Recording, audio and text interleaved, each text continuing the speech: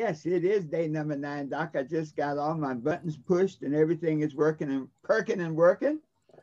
And it's amazing. It seems that the days go by so fast that it's hard for me to keep up with myself. But I want to thank everybody for joining us. Our book, Solving the Race Issue in America, has been really creating some really exciting experiences. We've done a number of interviews, a number of these discussion groups, and so many times. One, today it's an honor to have, I'll call us veterans on the program, because we've seen so many of the things that other people have only read about. And the transference of knowledge between those of us who were in the field, on the field, under the gun, to those who've read about being in the field, on the field, under the gun, has been amazing. And so thank you so much for being on. I just wanted to just acknowledge my gratitude for that, because it's so rare that you get a bunch of veterans together. Let me tell you something, folks. And one of the things we found over the last, 8 days is that the young people appreciate it, man. When we share our stories with them, they're like, wow, I didn't know that. Tell me more, tell me more. So it is my honor today. Back to you, Doc. Okay, excellent. Welcome, everyone. To day number 9 of the Big Read. We're being joined today by Mr. Ray Baylor and Mr. Wayne Lingham. And I'm going to read a bit of their bios for you before we begin with the read where we left off. And that's with the doll experiments in the hard copy of the book. It's on page 59. And Mr. Ray Baylor will be our first reader. Let me tell you a little bit more about Mr. Baylor.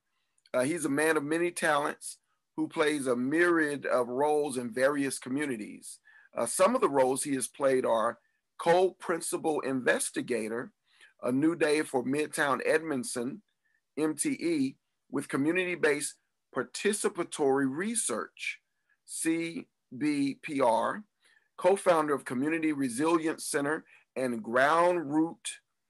He's also a zoning inspector for Anne Arundel County, Maryland, Department of Inspection and Permits, co-founder and board member of Arundel Developmental Institute, Incorporated, and currently Ray is a community emergency response team leader, a CERT leader. Thank you for being a first responder, Mr. Baylor.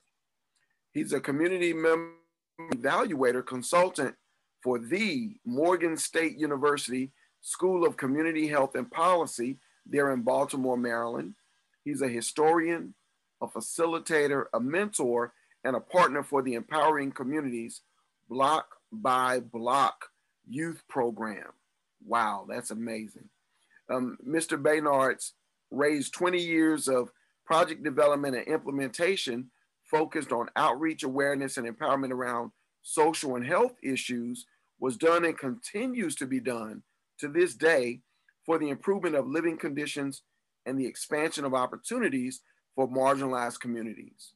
Mr. Baylor is also very adept at finding niche ways of engaging communities, as he is a founder of a storefront solution to creatively involve neighbors, stakeholders, and various civic and academic institutions to mediate for resolve at the Community Walkthrough Theater. Wow, very accomplished. Thank you, Mr. Baylor, for joining us and agreeing to read today. Thank you for the opportunity. Absolutely. Our second reader is Mr. Wayne Lingham, and he also has a very magnificent bio. Mr. Lingham is a native Marylander. Oh, wow, what just happened? Okay, so I had some lighting, but I'm okay. Who grew up during the height of the civil rights era. And while his life experiences are unique to him, just as Dr. Harris was saying, they bear a strong resemblance to the stories of so many. Wayne has traveled the world far and wide via our seas as a U.S. Navy, with the U.S. Navy. Thank you for your service, sir. During his enlistment in the United States Navy, he learned, cultivated, and perfected his professional skills as a welder. Here is a man who works with his mind, his heart, and his hands. Wayne is currently a retired Navy veteran, yet he continues to share his more than 40 years of professional experience in the building trade industries, both private and public sectors. Mr. Lingham is a music connoisseur, motorcycle enthusiast, and he takes great pleasure in showcasing the beauty of life as he sees it from behind the camera. He's a photographer, also, as he stated, a man of many talents. Above all else, he puts all his faith in God, knowing that through it all, God helps him to achieve and overcome everything. And it's an honor to have you with us reading today, Mr. Wayne Lingham. We're going to jump. Yes, sir. We're going to jump right into the text with the reading by Mr. Ray Baylor, The Doll Experiments. Mr. Baylor, if you would be so kind. Very well. Can you hear me?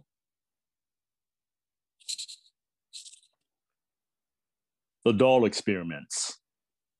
A series of experiments were developed and executed by Black psychologists to demonstrate the psychological impacts of the so-called separate but equal segregationist philosophy and experience that the white Americans had inflicted upon Black Americans, in particular, Black children. Dr. Kenneth B. Clark and his wife, Mamie Phipps Clark, were a husband and wife team of an African-American psychologist who were well known for their 1940 experiment using dolls to study children's attitude about race. These experiments grew out of Mamie's Clark master degree theses. Dr. Clark was the first African-American to receive a PhD in psychology from Columbia University, and his wife, Dr. Mamie Clark, was the second. Basically, little Black children were shown white dolls and Black dolls. The Black children were asked questions about the dolls, such as, number one, which dolls was pretty? Black children chose the white dolls. Number two, which dolls was ugly? Black children chose the Black dolls. Number three, which dolls were good? Black children chose the white dolls. Which dolls were bad? Black children chose the Black dolls. When the Black children were asked which dolls looked like them, it was immediately clear that there was a great deal of them. It was confused into how the Black children saw themselves based on the color model. The doll experiment further shows that Black children generally preferred to play with white dolls. When Black children were asked to fill in their human figure with color of their skin, they colored themselves in lighter shades than they actually were. Generally, these Black children view white as pretty and good and Black as bad and ugly. The result of these doll experiments was viewed as a direct evidence of the effects of internalized racism caused by this stigmatizement of segregation. Dr. Kenneth and Mamie Clark testified as expert witness in several school desegregation cases in the 1950s. These cases were eventually combined into the landmark desegregation case, Brown versus Board of Education of Topeka, Kansas, et al., officially determining that segregation, separate but equal, violated the United States Constitution. Applying the ramifications of the doll experiment to the practice of religion in the Black and white Christian churches, it is understandable why most Black and virtually all white Christians have extremely difficult accepting the images of a Black Jesus or a Black God. The profound impact of the slave-making process continued to manifest in a Black and white Christian Americas. The slave mentality and the slave master mentality will continue to fuel the paradigm of slavery that consume Black and white Americans until it's replaced by a new consciousness, behavior, and paradigm, one truly based on the principle of doing unto others as you would have them do unto you. God and the flag. Let us consider the words, the image used in the Pledge of Allegiance. I pledge the allegiance to the flag of the United States of America and to the republic for which it stands, one nation under God, indivisible, with liberty and justice for all. When Americans recite one nation under God in the pledge, they are being duplicitous and deceitful, because as long as white and Black Americans are divided into the practice of their religion, there is no one nation under God. As long as there is no one nation under God, Americans are demonstrating contempt for the religious values that are formed the foundation of the government that cannot be stable or lasting. So much for that eloquent reading, and I really enjoyed your baritone voice, sir. Thank you. Thank you. Yes, sir. Very well. Dr. Harris, when you hear it through Mr. Raynard's beautiful voice, what are your thoughts? Mr. Baylor's, Ray Baylor's voice, just Ray. What are your thoughts? Well, first, Ray, I kept seeing Morgan Freeman. That's amazing. Okay, that's okay. Thank you. And hearing him, man, you have a lot of professions, but you have another one coming up as a vocal actor, a vocal reader for commercials.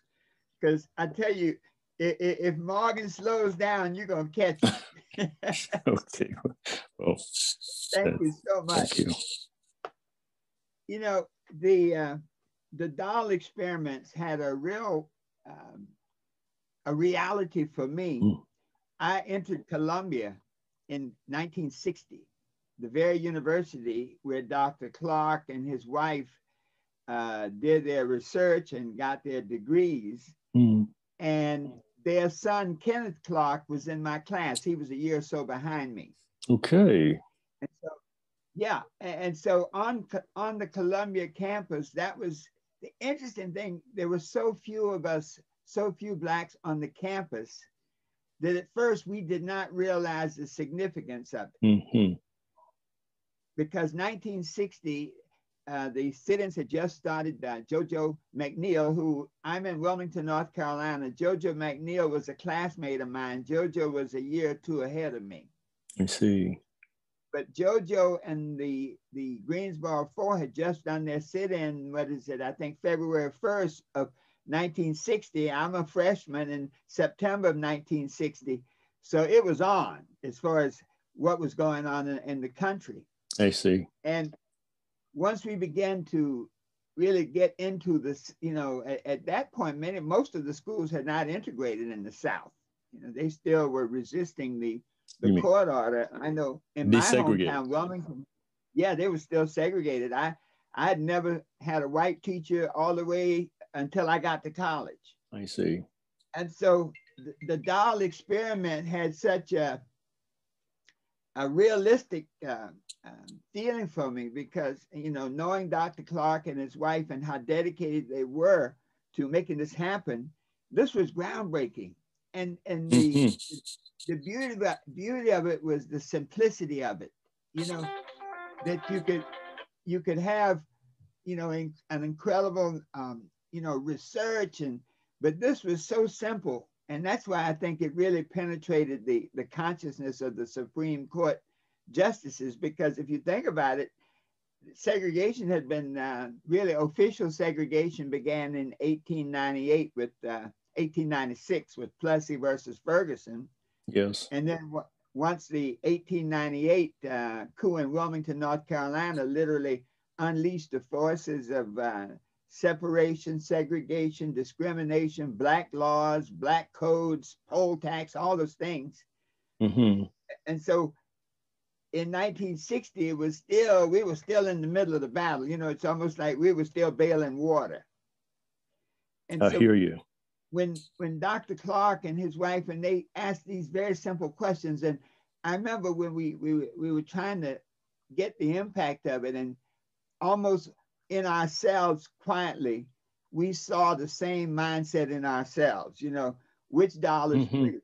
And you're talking in the 60s, everybody was trying to get straight hair. Right, right. Every entertainer had to get a process to be able. Yes. I mean, you were not going to perform anywhere with a bush. That Nadnola and everything was being used to brighten the skin. We lived that era of what was it? If you black, get back. If you were back, you're brown. If you're white, right. You're all right. And if you're yellow, you can stick around. And yeah, that's it. Yellow. Yeah, if you're yellow, you're mellow. You're yellow, you're mellow. Oh, good fellow. Yeah, yellow, for sure, man. That's it. Yeah. Yeah. And yeah, so, man. And so when we you know, learned about the doll experiment, we could actually see it taking place in ourselves. We were actually living it. As they said, the young kids always drew themselves lighter and with more European features. Features, yes. And so we, at that period, were actually living it, but we had a chance to see the connection once Dr. Clark and his wife, once that became known to all of us, you know, what the basis of the Supreme Court decision was. And the simplicity of it is, hey, if this happens to children and they learn it that way, there is no other competing knowledge that changes it. So by the time you got to be my age, and at that time I was 16, I was trying to be exactly what that experiment said. I was trying to be lighter, brighter. The lighter, the better. And so that was groundbreaking and showed in a very realistic law. So often the law is, you might say, so theoretical that people really don't see how it operates. But this was an application of the law that was so basic that everybody could see it and really participate. When you saw the kids make those choices, and I remember seeing one of the sessions, and you saw absolute confusion when the children said, "Well, which doll do you look Looks like you?" Yeah. And they were looking, and it was like you could see their minds just churning. It's like, I want to look like the white doll, but I know I'm not the white doll. I don't want to look like the black doll, and you could see that challenge in their minds. So, wow. Well, you know, for me. Well, while I was reading it, I went back to I'm an Annapolitan, so I'm from Annapolis, Maryland, Naptown, and we benefited from one of Thurgood Marshall's first cases to bring about parity. So I grew up in a time period of knowing what it was to be in a segregated school. And then we desegregated. And I still have issues with trying to talk about integration because we haven't done that yet. Integration is a process by which all educational pursuits and bountifulness is integrated into the learning process. And we have yet to achieve that. And I'm waiting for the day for that to occur. But we're still fighting that battle today. And so Dr. Clark's work is something that I relate to and use. Their book, Dark Ghettos, has been a part of my work. So I'm really appreciative of you having written this book and having read in the time period what you have written. It really stands up to the work that we're trying to do here in Baltimore. We look at this through the lens of the court case and the educational system. How did this play out, this notion, in the professional world as you were a professional? Did you see elements of this play out in that space? Well, in various aspects of my life, being that I grew up in a capital city, I grew up in Annapolis with the United States Naval Academy and the second oldest college in the nation, St. John's. I was able to interact with and be around a plethora of different people. And so I think that the struggle of trying to have parity, to try to bring about true change, it's still a process. But I could see some of the challenges, unfortunately, being somewhat well-read, and some of the work that I have done. Sometimes when you're in unique situations where you can kind of set the record straight, it becomes imperative that you do. And so often when we talk about segregated schools, in my in my first grade, my first grade teacher was a professional woman. She was dark-skinned, and she talked about how beautiful she was, and she had an afro. This is back in the 50s, and she was proud to be that. And so that made an impact on me, right? So here's a professional teacher. In my 7th grade class, I had a woman who, just before they desegregated schools, she shared with us what was going to happen to us as a result of going from a segregated school to a desegregated school. In my 7th grade class, and I interacted with a doctor of biology. We didn't have doctors in the integrated schools that have worked with. So sometimes parity is not necessarily what you see, right? And so that the other element with regards to desegregating is that we did not benefit behind maybe putting some of the white kids in some of these hostile environments so it would never happen again, right? And so that was an argument in my 10th grade class when we closed down Annapolis High School to get them to raise up to the point of integrating education, not desegregating, but to integrate. So in my little, time here on the earth, it's been, I've been kind of a foot soldier in my own way, challenging professional people to recognize that, by trying to hold us back, it's almost like if you're in the water, right? And you have to keep somebody who can't swim up. Mm-hmm. You're just much in danger as they are. True. Right? True. Or if you're playing a baseball game and the better of the squad kept getting points, but you might get a home run, but you never catch up. But you hold yourself back. You're holding society back by holding us back, Great point. So great point. But the other thing is, had it not been for us bringing the jazz, this would be a bland society. bringing the flavor. Yes, sir. Hey, Ray, that's right. Ray, you pointed out something that, I grew up completely in the segregated system. I understand.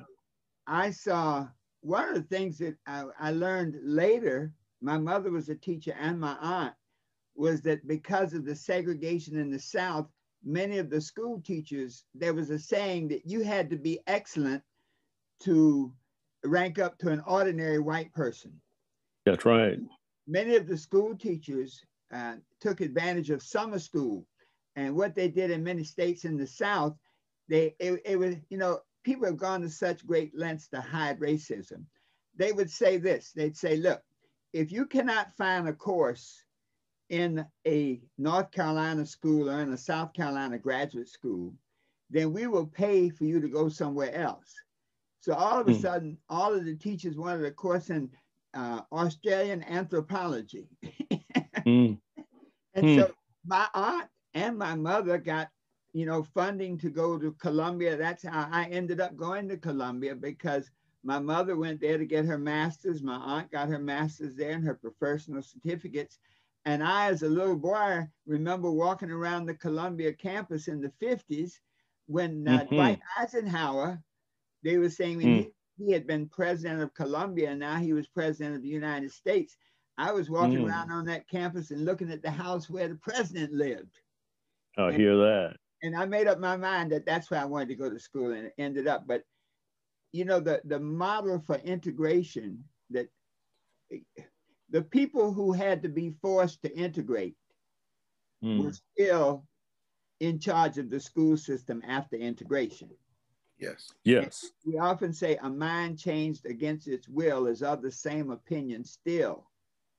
So Yes. the same racist philosophy that fought integration, once they were entrusted to facilitate integration, they continued. Their interpretation of integration was like the doll experiment. All the black schools were bad. All the black students were dumber than the white students. Yes. All the black teachers were less qualified. And so they made a construct. They constructed the so-called integrated system, which closed down everything black, integrate the black kids into the white system and still treat them as second-class citizens. I won't go any further there. Back to you, Dr. Rogers. Thank you. Thank you. And we'll continue the conversation. We just want to read a bit more in the book. So now, Mr. Bailey, if you'll put yourself on mute, I'll do the same. And we'll ask Mr. Lingham to begin the next set of reading for us. Would you, sir? Absolutely. American churches lead the way. The separation and segregation that exists in churches of America permeates every segment of the community and the society.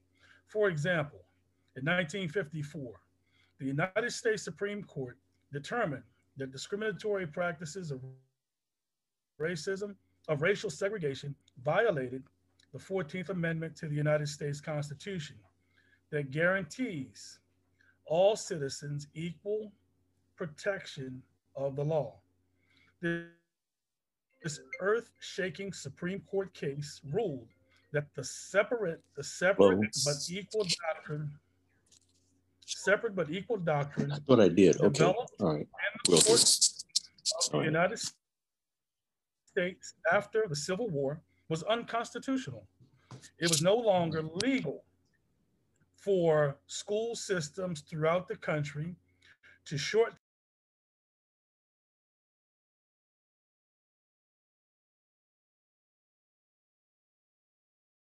We seem to have lost volume there, Mr. Lingham.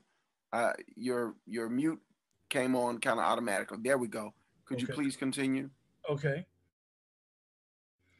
Let me see. I'll go back a little bit. The earth-shaking Supreme Court case ruled that separate but equal doctrine developed in the courts of the United States after the Civil War was unconstitutional. It was no longer legal for school systems throughout the country to shortchange its Black American children and citizens. Public school systems supported with taxpayer dollars of Blacks and white Americans, could no longer pay Black American teachers less than white teachers, could no longer provide secondhand, used, hand-me-down textbooks to Black students, could no longer force Black American children to attend rundown, dilapidated, hazardous buildings with no outdoor toilets, while white students had higher paid teachers, new books, and shiny new facilities with indoor toilets and the latest in educational architecture. When the 1954 Supreme Court decision made segregation unconstitutional and illegal, in many instances, it was the churches, the white American churches, that took the lead in undermining the spirit and letter of the law. Many white Americans through their white churches refusing to yield or obey the law of the land, set up private Christian schools where white Christian children could attend and black Christian children could not attend. This practice of segregation in private schools continued to the extent to this day over 65 years after the United States Supreme Court decided that segregation was illegal. This trend of setting up private church schools by white churches to avoid integration was so prevalent throughout the South that the Unitarian Universalist Association, one of the church organizations that supported integration, passed a general resolution in 1970 providing whereas private schools are springing up in many parts of the country under church sponsorship with the aim of desegregation of public schools, thus subverting the Supreme Court order for immediate desegregation.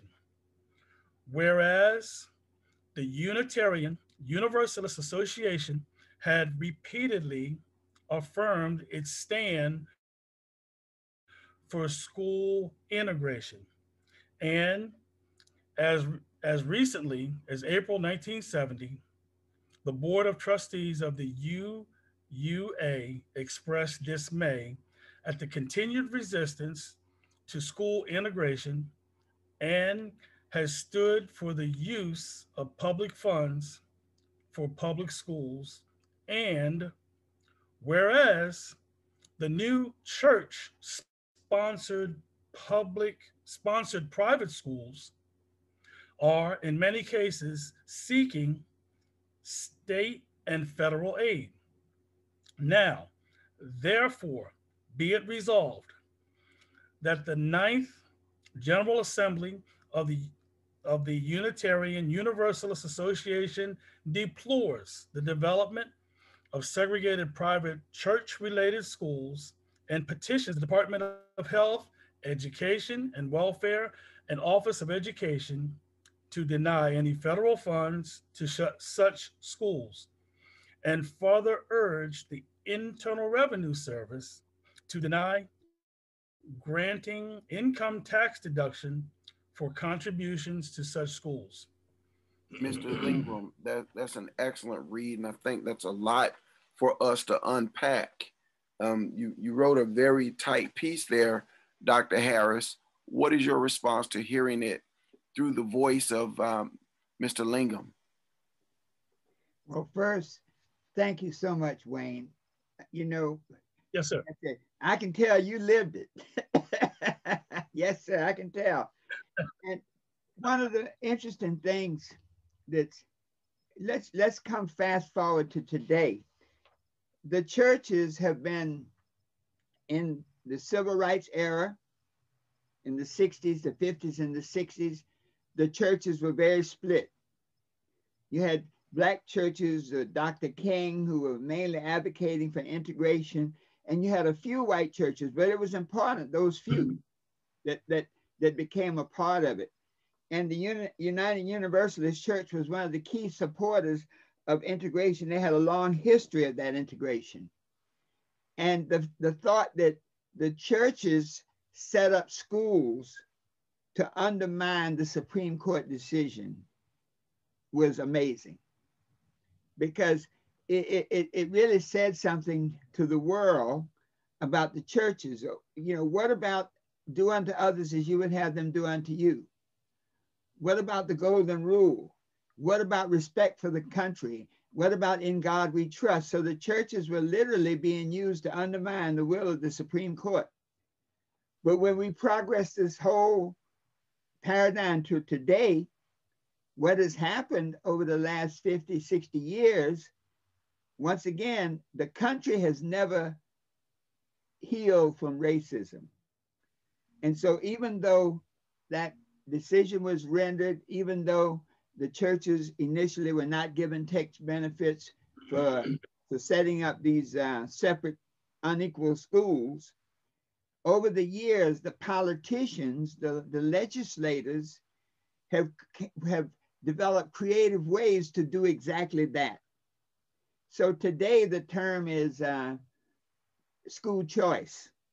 Charter schools. Charter schools based on school choice.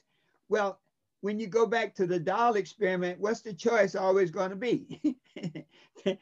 the choice is going to be the white school. So where's a white person going to want to say, if I got a choice, I'm going to go to a white school. I don't want to be integrated. And the legislators over the years now have turned it around so that taxpayer dollars are literally financing these so-called schools of choice that undermine separate but equal education. And so now the new paradigm is the money follows the child. And so money is being siphoned out of the public education system because public education is supposed to be fair and integrated systems. It's now being siphoned off into these so-called schools of choice, charter schools.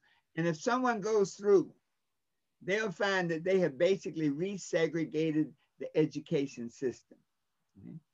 And they'll throw some bones, and you know, there's that sense, you know, you can have black charter schools and white charter schools, but the exact same things continues to happen. I know one of the black charter schools in Raleigh, incredible school, doing a great job, but they are getting much less funding than the other charter schools, and you can see it. And then the way the legislation is set up, the churches were perfect for undermining the segregation order, because one of the major parts of the school system is the plant, the physical place. So they literally put the children in church buildings for education to undermine Brown versus the Board of Education. Thank goodness that so many churches did support that, but it just once again shows how deep this cancer of racism was and still is impacting our country. Back to you, Dr. Rogers. Mr. Lingham, if he wanted to respond to that, as well as respond to the reading itself. Oh, okay. Well, as Dr. Harris mentioned, I kind of read with passion, and partly because, yeah, I did live it. And meaning in 1963, I integrated a school in Harford County. I was the first Black that had ever attended this particular elementary school. So first grade, the teacher puts me in the front row, and you know, everyone from behind me has to look, you know, at the teacher up front. So I felt like I was under a microscope even in the first grade. Going forward a little bit, by the time I got to middle school, or they called it junior high school then, 7th grade, so where you switch classes, you didn't have the same teacher all day. You would have a homeroom teacher, a science teacher, English teacher. So when I got to junior high school, and you know, it was by this time it's 6 or 7 Blacks in the classroom, and we knew each other, grew up together, and they would, you know, we kind of poke fun at each other. First thing the teacher would say, go to the principal's office, or go to the back of the class. You're disrupting the class.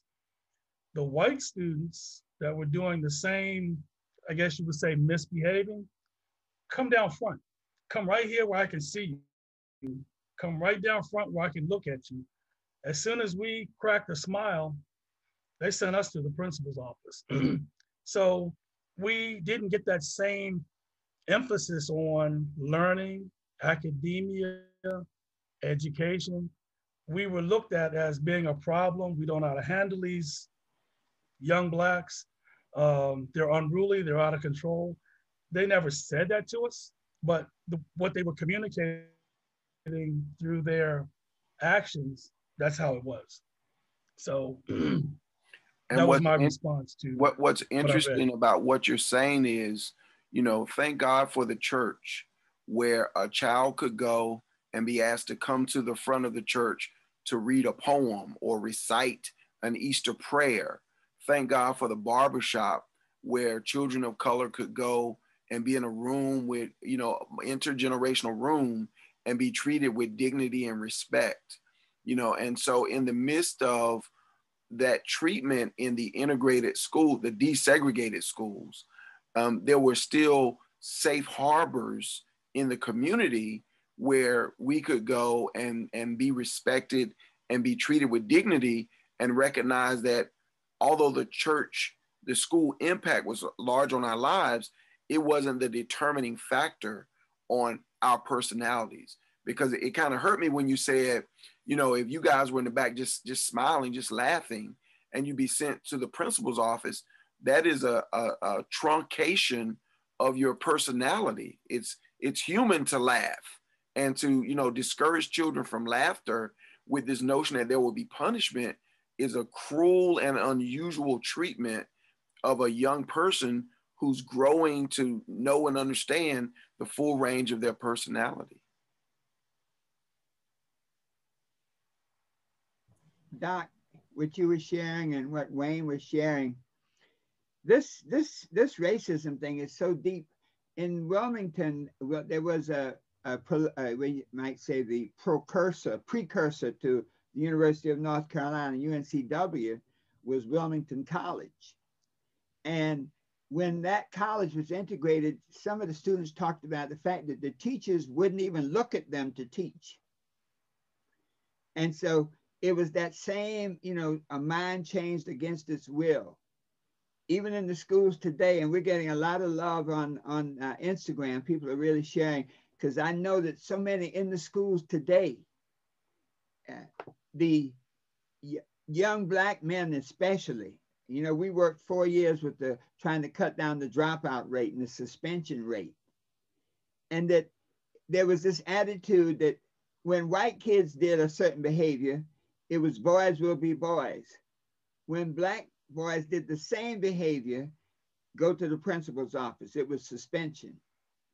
And so this education system is now, you know, it's almost like for the last 50 years, and I'm not knocking all white teachers and institutions, but when you look at the overall picture and we say, why are young Black men where they are today? Why do you build prisons based on the third grade enrollment in schools? You know?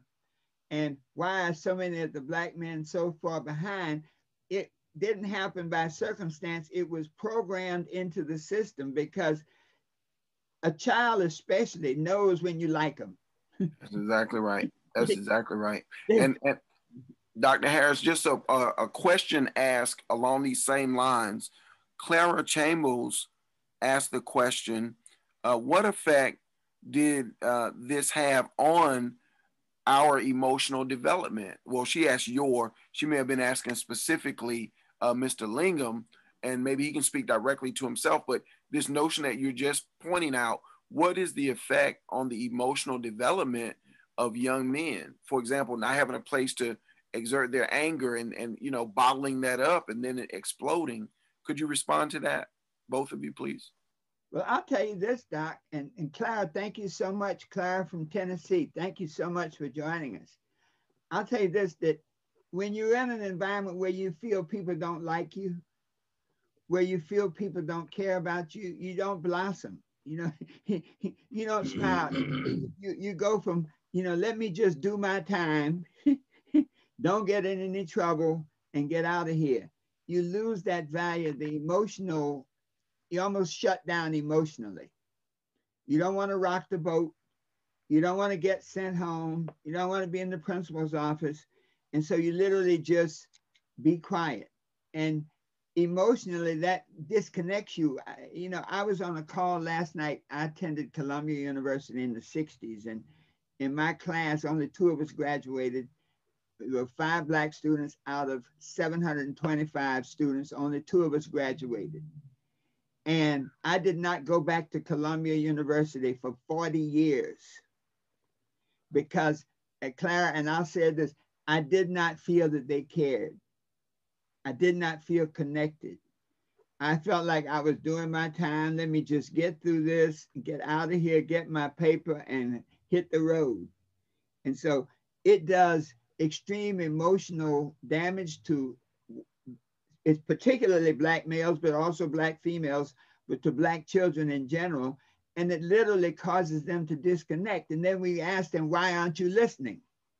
It says, I'm not listening because I don't think you're hearing me. Wayne, any thoughts on that? Well, yeah, briefly, I was just going to say that when I'm in the midst, or when I was in the midst of that environment, really, I didn't know that it was dysfunctional. I took it that, okay, this is how it is.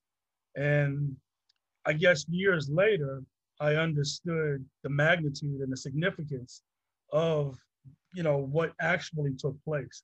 So I had to actually take it upon myself to learn things, re-educate, be educated, or come up to speed, because I do come from a blue collar background.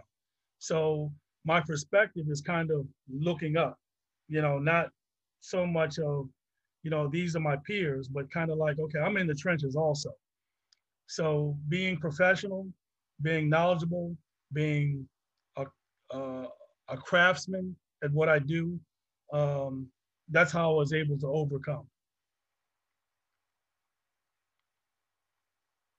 I'd like to ask Mr. Baylor to respond to this prompt that Ariel Payne, one of our readers from yesterday, put forth. She says, also the church was a place for forum.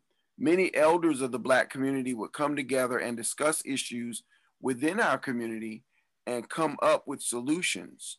Forum is a missing place, a missing piece in our community today. We need more discussions. And I know, Mr. Baylor, from reading your biography, that you're engaged in this type of activity there in the community you're in. Could you speak directly to the point made by Ms. Payne?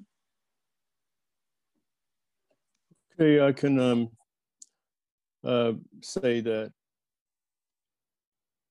from a historical perspective, as far as churching is concerned, my great-great-grandfather had to escape from being an enslaved person, go to New York. He joined the Union soldiers, fought in the Civil War, came back to Annapolis, and started with financing and building a AME church. That AME church, Mount Moriah Church in Annapolis, is the state Banneker Douglas Museum. And I say that to say that there's so many elements in that question. When we sweat equity into the development of who and what we were, that's a whole different people, right? And now we are subject to conferences. We are subject to the structures of other people who don't necessarily understand what's going on in the local.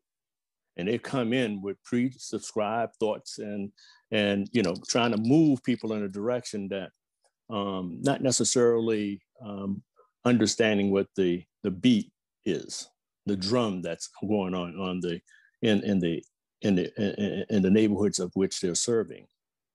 Yes, people are having some forms of discussions, and I think that they need to be greater forms of discussions. I do attend them. It's very helpful because now in a lot, and especially in inner cities, the only institutions that are pretty much owned and controlled by people of color are churches. And they hold, I think, a debt to the land base that they rest on. Unfortunately, a lot of them are mobile in the sense that a lot of their parishioners travel from suburbia or exurbia back into inner city. And so, that follow the leader kind of mentality, I think. And, I got to be a little careful here because, sometimes we are not necessarily in control of our destinies. And early on, someone spoke about the beauty parlor and the barbershop and all that.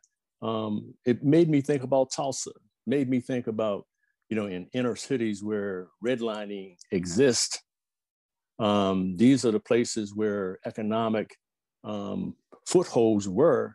But as we progress, so-called progress and desegregated and so-called integrated, we lost the ability to have sweat and circular economics.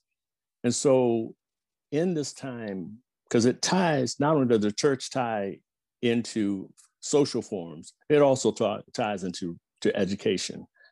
And economic, as you mentioned. Yeah, so when Brother Gielan spoke about being quote unquote blue collar, he owns the means of production. We don't really own a lot of the means of production these days. And so I know I'm kind of getting off the subject, and your question was about forums. It's connected. But I think that, maybe it will be good to have a circular with regards to our church institutions to really speak to some of the issues, especially with regards to COVID. We call it COVID 1619 to COVID 2019. So I think we are now at a point where the only institutions pretty much that we have some control over is the church, and we need to take more control over it. And an excellent point you make. And I think of, the blue collar, the working man and women, someone pointed out to me that it was the barbers and the mechanics. They were the ones who received economics. The teachers would be paid once a month, and then they moved it now to twice a month. But in North Carolina, the bank founded by the Spaldings, and we have a Spalding here with us, Mrs. Sandra Spalding. It was called the Mechanics and Farmers Bank, because mechanics and farmers were the ones who economically, along with the church, had the resources to invest in the building of the community, the housing structure, and thus the schools and the churches, as you mentioned. The bricks in Durham, North Carolina, comes from the Merricks, and the Black means of production lended itself to a level of self-determination, if you will, during the era of enslavement, coming out of enslavement, the era of racism. Well, wait a minute. I don't want to take anything away from being an enslaved person, but at the same time, being about the foundation of this nation. It was through our labor. The Capitol and the White House was built by us. So we are the foundation of this nation, right? And so I kind of am envious of the brother talking about he was a welder. I was going to a segregated school to go to a vocational track because I came out of a family of 8 and we didn't have a whole lot of money. And just that summer, I had been working with taking a shell in our neighborhood. We were undergoing the urban renewal process in our neighborhood, but we were able to take a shell, a building that had been not used for a long period of time, and transform that into an actual gift shop that we did. Long story short, it got me to realize that I could use, these skills in order to get real money to put myself through college. And so when they desegregated the schools, they took away the vocation. And I'm like, here again, I'm losing choice. And so it is, I think sometimes, I think we had that discussion with Du Bois and Brother Booker T. And today, it's almost like the essential workers versus the academicians. And if we could have that kind of debate again today in a more unified manner with regard to this COVID, we're missing an opportunity because the essential workers are us, right? Yeah. And we were standing on bridges far before us who said that, hey, if you can't do right by us, guess what? You can't do with us. And so they stopped. Wow. Good point. They boycotted. Dr. Harris, if I can, I'd just like to read 2 comments, and then you can respond and bring Mr. Lingham in and close us out. Amanda Horick says, thank you very much for this section. I'm a white UUA Universalist, I take it, who lives in California. I did not know about this history. I hear you all speaking and agree with your viewpoints about why things are the way they are. Awesome discussing each day. Thank you. And then Clara Chambers, she asked this question. Do you think that we are trying to coexist in a space where we have been conditioned by the white doll, black doll mentality unconsciously, not realizing that the stain that it still has on our trying to move forward? Dr. Harris. Well, Clara, that's a great question. And when a person works in a prison for 8 to 12 hours a day, the guy who has a job is in the same place as the imprisoned person. And so when we talk about racism, very often we frame it around what white people have to do and that they've perpetrated these different things upon us. But also racism has had a very detrimental impact on us as Black people in creating behaviors in us that learn through the slave making process that have never been addressed. And so to really move forward, we talk, one of the principles in the book is that we can't solve it on a legal level because the courts change with the people in there, on a legislative level.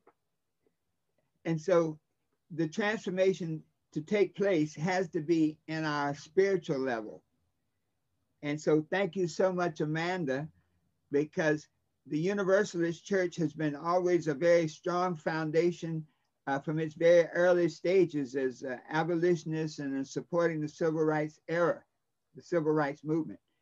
But we must all now, one of the reasons for doing this is so that, as the young lady said about the forum, about the idea that when we discuss, there's a Chinese proverb and says that he who runs out of words throws the first stone.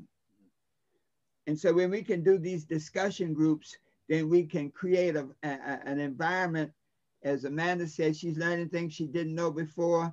And that goes both ways. Black people will learn things we didn't know before about white people. But the point is, we must come together, acknowledge the reality of it, understand the brutality of it, ask forgiveness for having perpetrated it. Though you didn't do it personally, you're still a beneficiary, and then make atonement. And I'm not talking reparations, atonement meaning a total way. How do you totally make it right? You know, some people get stuck on how much money. It ain't always about money. It's what do you have to do to make it right? I also, Doc, I know we're out of time. I want to thank our sponsors. One of our strong sponsors, Art Sanders, is a military man, is a Navy Man, he spent about 30 years in the Navy, Art Sanders, and he's been a strong supporter and sponsor of our program. And Robert Nixon is also a military person. He came out of, matter of fact, he was in Annapolis for a while, but he did a lot of work in the minority contracting industry to help contractors be integrated into the bidding and construction process. So the time went so fast. I tell you, Wayne and Ray, you all brought such a authenticity. You brought something authenticity to the program today that we all felt like just this, you know, like covered up in truth. Absolutely. And so we lost track of the time. And for our guests, all of you who joined us, thank you so much for being with us. I'm going to post this tonight. I'm going to post this on all of our videos on our website, you know, www.solvingtheraceissue.com, and you'll see the videos from our daily talks. But this is one all of us need to go and listen to and digest what has really been said today by people who were there. This is an experiential piece today. So Doc, close us out. Thank you so much. Yes, sir. I'm gonna ask Mr. Lingham. I'm sorry. Would you like to leave us with a word, Mr. Lingham, before you depart? I know that the time is of the essence, and it was a pleasure also meeting you all today, spending time in this discussion. It was a learning experience for me as well. And I think that I would say we are forever in this country connected to slavery. And it's a part of our legacy, it's a part of our history. I don't know anything about Africa. I'd like to visit one day, but I think, you know, my generational lineage is the United States of America. So why not use our past history to empower ourselves, to become more empowered? And I think of the killer ants in the Amazon. You know, I would be very afraid of a lion or a tiger, but I'd be terrified if I came across some killer ants because they come in at 1 million, 2 million strong, and they're unstoppable. So I think we as African Americans, generationally, the younger generation, the generation that's kind of the middle generation, the X generation, and then those of us who are seniors, if we come together like the killer ants, put our resources together, I think we'll be unstoppable. So thank you for your time. Excellent. And there's been a request made for these two readers to come back and join us again as a part of the big read later in the read. So we'd love to coordinate that with your schedules and have you back. And with that, Dr. Harris, it's been a magnificent day for the big read, and for all who will watch this in the future who didn't catch it live. Thank you so much, Mr. Raynard Ray Baylor and Mr. Wayne Lingham, and of course, Dr. Dr. Herbert Harris for the writing.